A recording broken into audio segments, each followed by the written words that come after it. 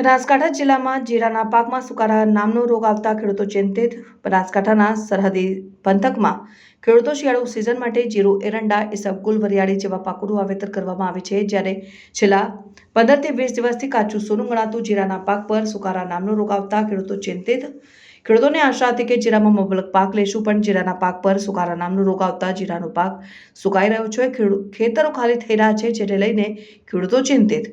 સરહદી પંથકમાં નર્મદા આધારિત શિયાળુ સિઝન લેવાય છે, ત્યારે ખેડૂતો એરંડા, રાયડો, જીરું, ઈસબગુલ સહિતની ખેતી કરીને ઉપજ મેળવે છે, પરંતુ ક્યારેક ખેડૂતોને ખેતી અવળી પણ પડતી હોય છે. ત્યારે આજે સરહદી વિસ્તારમાં કેટલાક ખેડૂતોને જીરાના પાકમાં સુકારો રોગ આવતા ખેડૂતોને ખેતીના પાકમાં મોટું નુકસાન જોવા મળી રહ્યું છે. જોકે ક્યાંક શિયાળુ પાકમાં કેટલાક ખેડૂતો એગ્રોના ઇશારે ખેતી કરતા હોય. એગ્રો માલિક કહે એવી દવા બિયારણ નાખી દે છે, જ્યારે ઘણીવાર ખેડૂતને ધારી ઉપજ મળતું નથી ને દિવેલાના પાકમાં ઈયળો ધૂમ મચાવી હતી. જ્યારે જીરાના પાકમાં પણ દર વર્ષે ચરમી નામનો રોગ આવતો હોય. જ્યારે હવે દિન પ્રતિદિન જીરામાં સુકારા નામનો રોગ આવતા ખેડૂતો ચિંતામાં મુકાયા છે. મોંઘા ભાવના બિયારણ જીરાના પાક વાવી મોટા સપના જોતા હોય, પરંતુ અમુક વિસ્તારમાં જીરા અને ઈસબગુલમાં સુકારો આવ્યો છે. કુમળો છોડ સુકાઈ રહ્યો છે, દાણો આવ્યો પણ નથી ને છોડ સુકાઈ રહ્યા છે, જેને લઈને ખેડૂતો ચિંતિત બન્યા છે.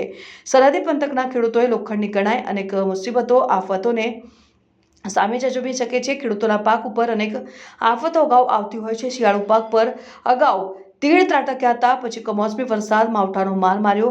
ઈયળો અને ચરમીએ જીરાના પાકને નષ્ટ કર્યું અને ખેડૂતને બધી જ બાજુ ચિંતાનો પવન વાતો હોય. એક તરફ સરહદી વિસ્તારમાં જમીનમાં ખારાશનો વેગ વધી રહ્યો છે અને રણમીઠી જમીનને ભરકી રહ્યું છે, જ્યારે બીજી બાજુ ભૂંડ અને નીલગાયનો પણ આતંક પણ છે.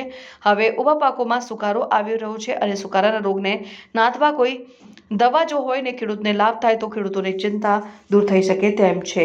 જિલ્લાના થરાદ, સુઈગામ, દિયોદર, ભાભર સહિતના વિસ્તારોમાં જીરાનું વાવેતર મોટા પ્રમાણમાં કરવામાં આવે છે, જેમાં 36,000 હેક્ટરમાં અંદાજિત જીરાનું વાવેતર કરવામાં આવ્યું. જીરાના પાક પર મુખ્યત્વે ચરમી અને કાળિયા નામનો રોગ વધારે આવતો હોય છે. ખાસ કરીને ભેજવાળી જમીનમાં આવા રોગો આવતા હોય છે, જેથી કરીને કોઈ ભેજવાળી જમીન હોય તો ત્યાં વાવેતર કરવો ટાળો એમ જણાવ્યું. ઓકે, અત્યારે રવિ સિઝનની અંદર ખેડૂતોએ આ વાવ થરાદ જિલ્લાની અંદર થરાદ હોય, વાવ હોય, સુઈગામ હોય કે આજુબાજુના તાલુકાઓની અંદર મોટા પાયે જીરુંનું વાવેતર ખેડૂતોએ એના માટે કર્યું કે આ જીરું છે એ મોંઘા ભાવનું છે અને ખેડૂતોને સારી આવક મળે. ચોમાસાની અંદર પણ ખેડૂતોને મુશ્કેલી જેવી પરિસ્થિતિ હતી. આ દેવાની અંદરથી બહાર નીકળવા માટે કરીને ખેડૂતોએ જીરાનું વાવેતર કર્યું. મોંઘા ભાવનું જીરુંનું બિયારણ, ડીઝલ, ખાતર, બિયારણથી લઈ અને ટ્રેક્ટર હકાવવાના હોય, ભાગિયા હોય, ખૂબ મોટો ખર્ચો, લાખો કરોડોનો ખર્ચો કર્યા પછી ત્રીજો અને ચોથો પણ જીરાની અંદરથી જ્યારે છૂટી રહ્યા હોય ત્યારે કાળિયા નામનો એક રોગ આવ્યો, સુકારો આવ્યો અને સુકારાથી જીરા અત્યારે ઊભા સુકાઈ રહ્યા છે. જગતનો તાત ચિંતામાં છે, મુશ્કેલીમાં છે. ગુજરાત સરકાર અને તંત્ર ખેડૂતોની વારે આવે, ખેડૂતોની મદદ કરે, ખેડૂતોને સહાય કરે. કારણ કે અત્યારે આપણે જોઈ રહ્યા છો ખેડૂત આત્મહત્યા કરી રહ્યો છે. ખેડૂતની મુશ્કેલીની અંદર દાડે ને દાડે વધારો થઈ રહ્યો છે. આ પરિસ્થિતિની વચ્ચે એક ખેડૂત આગેવાન તરીકે, ખેડૂતના દીકરા તરીકે સરકારને વિનંતી કરું કે ખેડૂતોને આ જગતના તાતને મદદ કરે. જગતના તાતની મુશ્કેલીની અંદર સરકાર ભાગીદાર બને અને ખેડૂતોને સહાય કરે એવી મારી બે હાથ જોડીને સરકારને વિનંતી. જય જવાન જય કિસાન. હું ભારતીય કિસાન સંઘ પ્રમુખ ધીરાજી ગોહિલ વાવ.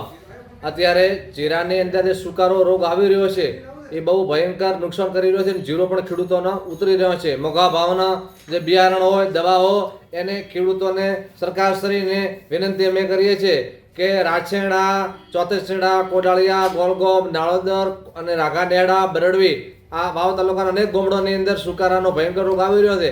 એટલે ખેડૂતોને માંગણીની પૂરી કરી અયોગ્ય વળતર આપો એવી સરકારશ્રીને અમે વિનંતી કરી છે. જય જવાન જય કિસાન. સરહદી વિસ્તારમાં જીરાના પાકમાં બનાસકાંઠા જિલ્લામાં વાત કરીએ તો બનાસકાંઠા જિલ્લામાં મોટાભાગે જે વાવ છે, સુઈગામ છે, ભાભર છે, દિયોદર વગેરે જેવા તાલુકામાં મોટાભાગે જીરાનું પાકનું વાવેતર થતું હોય છે. બનાસકાંઠા જિલ્લામાં લગભગ અંદાજિત 36,000 હેક્ટરમાં આ વર્ષે જીરા પાકનું વાવેતર થયેલું છે. જીરા પાકમાં જો વાત કરીએ તો મુખ્યત્વે ચરમીનો રોગ વધારે આવતો હોય છે, કાળિયાનો રોગ આવે છે અને પાવડરી મિલ્ડ્યુ. આ ત્રણ મુખ્ય રોગો એની અંદર આવતા હોય છે. તો ખાસ જે કાળિયાનો રોગ છે, કાળિયાનો રોગ એક વખત આવ્યા પછી ખેતરમાં એને નિયંત્રણ કરવું ખૂબ જ અઘરું પડે છે. એટલે ખેડૂતોને ખાસ એક અમારી એક આગ્રહભરી વિનંતી એવી છે કે જ્યારે પણ કાળીઓ આવે એનું નિયંત્રણ પહેલેથી જ આપણું ખેતરનું નિરીક્ષણ આપણે પહેલેથી જ કરવું પડે, તો જ આ રોગનું નિયંત્રણ થઈ શકે છે. એક વખત જો રોગ ખેતરમાં આવી ગયો તો એને મતલબ કંટ્રોલ કરવો ખૂબ અઘરો પડે છે. માટે તમામ ખેડૂતોને અમારી એક વિનંતી છે કે જ્યારે પણ તમે જીરાનું વાવેતર કરો તો સમયાંતરે એનું દરરોજ અઠવાડિયામાં એકાદ વખત ખેતરમાં રોજ આંટો મારી અને એ કાળિયાના જે પણ છોડ તમને કોઈ જગ્યાએ દેખાતા હોય તો એ છોડ કાઢી નાખવા. આ ઉપરાંત બજારમાં જે દવા મળતી હોય છે તો એમાં ખાસ તો DM 45 નામની જે મેન્કોજેબ નામની દવા આવતી હોય છે, તો મેન્કોજેબ દવા છે એ 15 લીટર પાણીની અંદર 10 થી 15 ગ્રામ નાખી અને એનો છંટકાવ લગભગ અઠવાડિયે એકાદ વખત છંટકાવ એનો કરીએ તો આ રોગનું અંશતઃ આપણે નિયંત્રણ કરી શકીએ છીએ.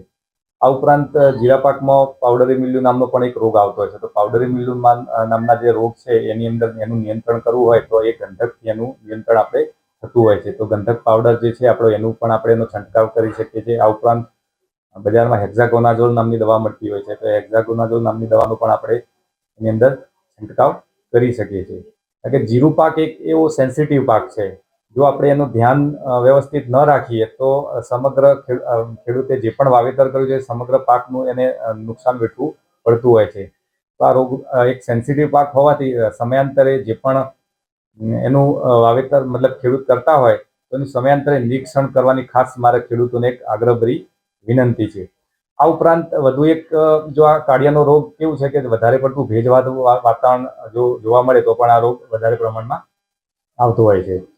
તો ખાસ આપણે જો કેનાલની આજુબાજુનો વિસ્તાર હોય અથવા જ્યાં પિયત જ્યાં થતું હોય એવા વિસ્તારમાં જીરું વાવવું નહીં. જે સૂકો વિસ્તાર છે કે જ્યાં આજુબાજુમાં દાખલા તરીકે કોઈ રાયડાનું ખેતર હોય અને એની બાજુમાં આપણે જો જીરું વાવેલું હોય તો રાયડામાં લગભગ આપણે પિયતની વધારે જરૂર પડતી હોય, તો એનો ભેજ બાજુમાં અડતો હોય, ભેજ એનો હોય તો પણ આ રોગ વધારે આવવાની શક્યતા છે. એટલે સમગ્ર જે સૂકો વિસ્તાર જે ખરો એ સૂકા વિસ્તારમાં આપણે જો જીરાનું મોટાભાગે વાવેતર કરીએ તો અંશતઃ આ જીરાના પાકમાં આપણે રોગનું નિયંત્રણ અસરકારક રીતે કરી શકતા હોઈએ છીએ.